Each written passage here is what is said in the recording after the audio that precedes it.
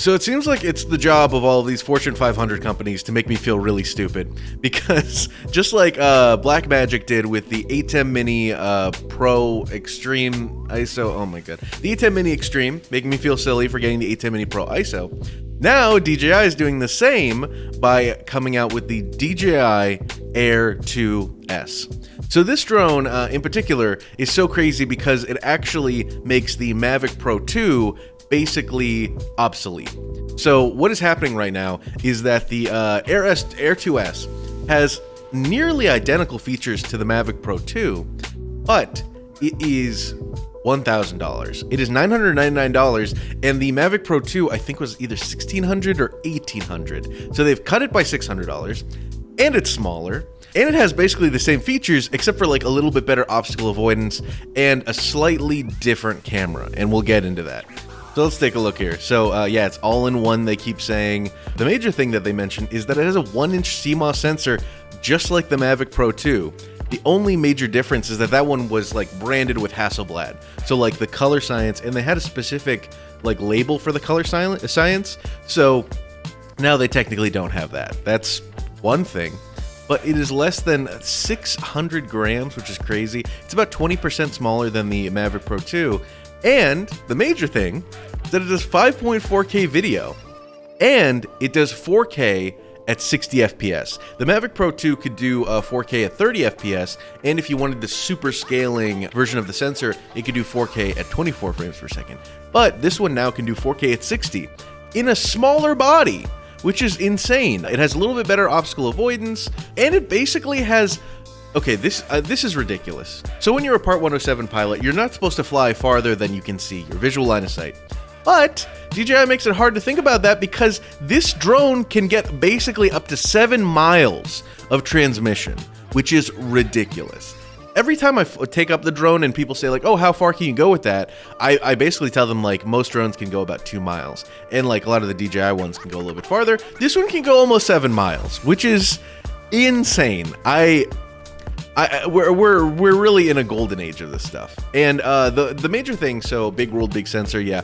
A 1-inch sensor in this size of a drone is frankly insane. Like, it is crazy how, oh, look at that, that's a cool graphic. So we got 5.4K at 30 FPS, then we have 4K at 60 FPS, and this one has a slightly wider field of view than the Mavic Pro 2. Mavic Pro 2 had about a 28mm like field of view like lens. Well, this one has a 22mm. So it's slightly wider, and for it to be 5.4K, then you can like zoom in and it'll look very similar. So not only do you get a little bit more data on the edges, but since it's a little bit more resolution, when you crop into about the same place, they're gonna look very similar. So the only major difference is that kind of Hasselblad color science on the Mavic Pro 2. But from what I've seen in comparisons, they look nearly identical. They also both have 10-bit D-Log M. I have the Mavic Pro 2 here too. So yeah, it's D-Log M. So they both have 10-bit D-Log M. I don't know if they both do HDR video, but they're very similar. The one other thing that makes the cameras different is that the Mavic Pro 2 has a variable aperture. I find that very useful. Sometimes it'll be too dark or too bright. You'll want to like crop, like close in the aperture or open it up because the drone's so far away that you're not really going to get too much depth of field. You'll get to the point where you're like, you know what, I don't want to change my shutter speed or my ISO or whatever, so let's close the aperture a little bit. This one unfortunately doesn't have a variable aperture. It only does f2.8. So apparently, and I'll see if it's somewhere in here, we'll keep scrolling. So instead of having a variable aperture, from what I've heard, it comes with ND filters. So the drone actually comes with first-party ND filters, which is huge because as a drone pilot, we usually have to like buy ND filters that you put on the drone. So that's crazy that they're actually like putting that in with the drone. And we have nice hyperlapses. This is stuff that we've already gotten on the other on the Mavic Pro 2. Same thing with wide angle. So this is where that comes into play the different fields of view. And you can see that they can get a pretty quick panorama. Man, that looks really good. 1.8. Ooh, that's cool. Oh, I like that. That's a flex right there. As well as a spherical video. So they have a lot to work with here. Ooh, look at that. Look at that. So it is crazy right now. Actually, I don't even see any where they blended it together. Because usually what the drone does when it gets a spherical shot is that it like stays in one place, then it moves around, like it pivots in a 360 degrees and gets photos. And it's crazy because a lot of the time you can't tell where they like blended together. So yeah, man. I mean, I already love these drones. You don't got to sell me on it. The fact that they made one that's even smaller but does the same thing as the Pro 2, it's already got me. It's got me ready to go. It has active track like the other drones. This one feels like, it's weird to say this, but it feels like the little middle child between like a Pro 2 and a Mavic Air.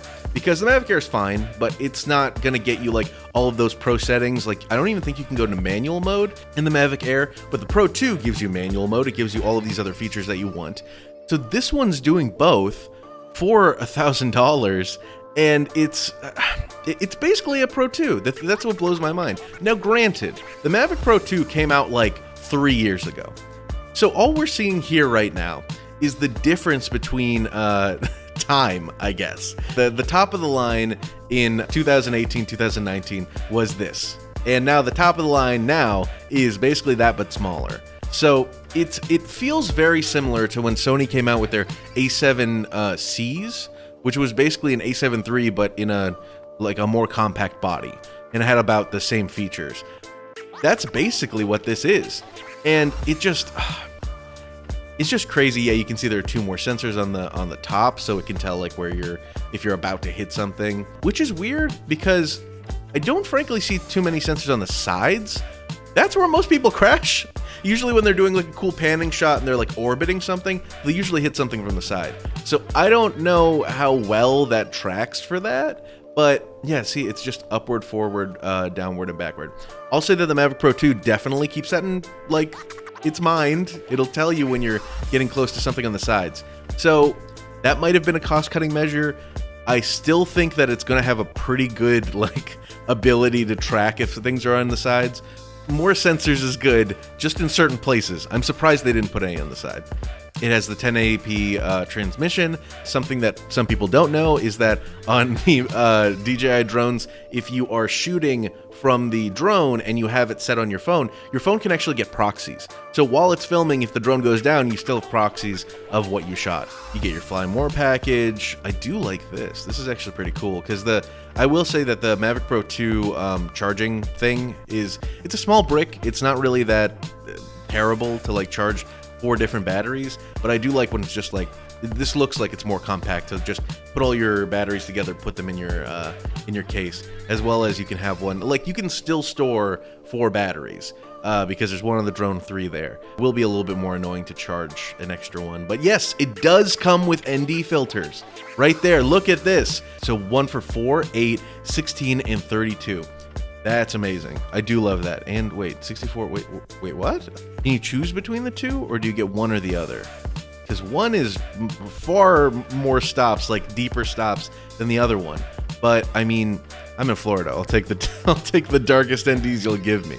And you can link it with the DJI Smart Controller, which is nice. I don't know if that's the same one that I have. It looks slightly different. Every time they come out with a new drone, they're just like, here's another proprietary controller you can get. And I'm like, I wish my old one worked. But, ooh, you look at the 3D model for yourself? That's pretty cool. So yeah, this drone, for $1,000, it's kind of ridiculous for the fact that it is basically the Mavic Pro. Like, it is, well, the Mavic 2 Pro. That you can just take that with you in a smaller form factor, and the Mavic 2 Pro isn't that, like, big. So not only for cheaper, but smaller, you can get a lot of the same features. The only difference is the ND filter. And I'm gonna be real with you, I really usually don't like close down the aperture. I usually just pop on an ND. So this really does blow my mind that they're really just saying like, the only thing that's missing is Hasselblad, the Hasselblad logo. Everything else is there. To finish this out, let's just watch the video that they have about the Air 2S.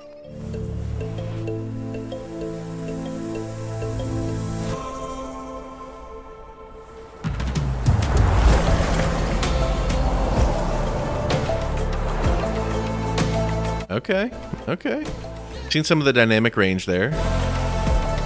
Ooh, I like that a lot right here. Okay, yeah, so you can see all these highlights, and you can see these shadows. That's a pretty good amount of dynamic range, but I will say that it's very similar to the Pro 2. The Pro 2 has like very crisp and clean image, but at 5.4K, you're getting more data and you can crop in more a bit. This right here, I love this. You can definitely see her in the shadows while you can still see this bright sky. I really don't think anything's clipping. Maybe a little bit of the specular highlights on some of the rocks. So that's pretty good.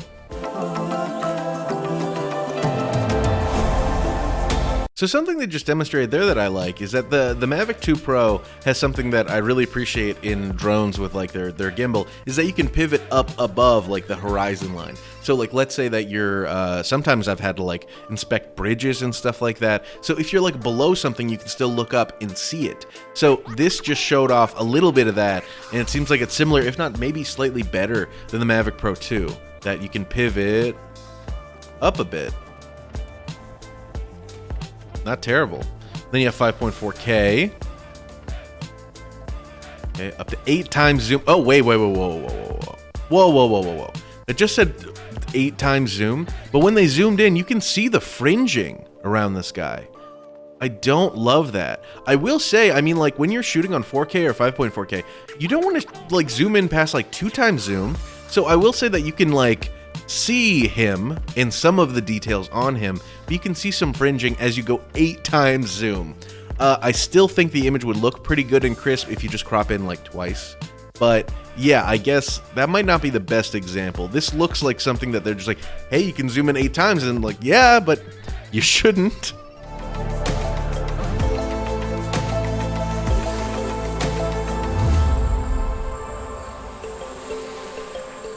Okay, obstacle avoidance, nice. It did look, when he said bypass, it looked like he just said, go forward, and then the drone was like, okay, cool, I'll just avoid these rocks. So I don't know if that was an automated feature, but it looked pretty good.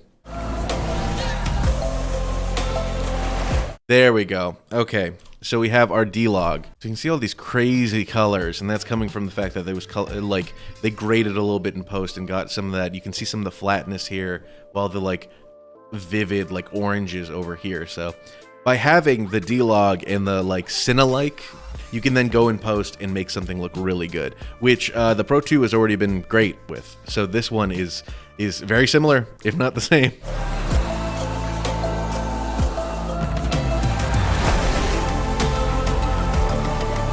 Now, one thing I wanted to mention with that guy diving into the water, that slow-mo, there, you can't get slow-mo in 4K on the Pro 2 because it only does 4K at 30 FPS. And if you want like the most part of the sensor, it does 4K at 24. So that's no slow-mo. Well, this one does 4K 60. So this is a nice crisp 4K image that they can slow down in post by 40% and still get 24 frames. Yeah, so pretty good.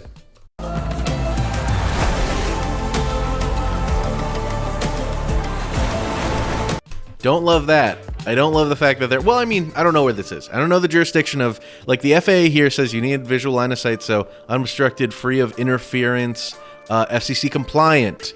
FCC compliant. That means that you need to make sure that you have your visual observer. So you need to be compliant with FCC guidelines. So it can go up to 12 kilometers max transmission, but it needs to be unobstructed, free of interference.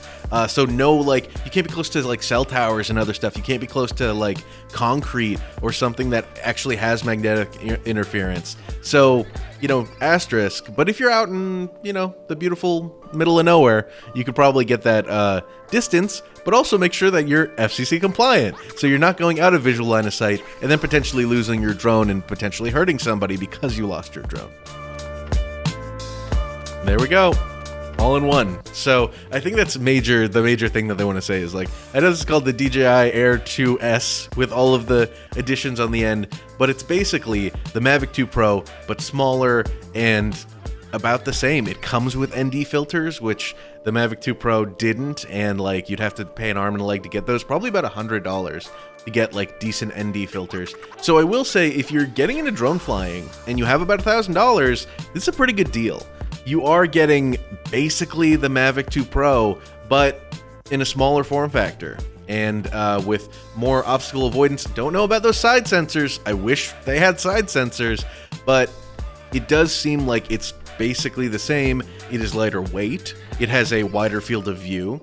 And the only thing that's missing is the Hasselblad logo and that different like opening and closing aperture, but they have ND filters, which is great. Like that's something you usually need to buy anyway for the Mavic 2 Pro.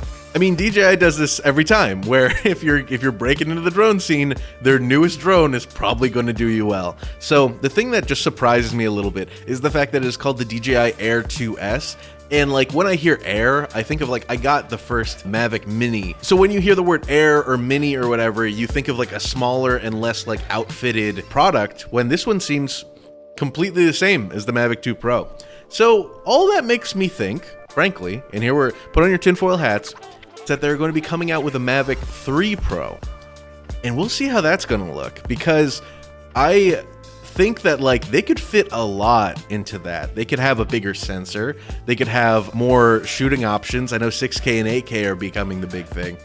And from what I remember, I don't know if this is still true, but they do have Hasselblad on their payroll. I think DJI did buy out Hasselblad.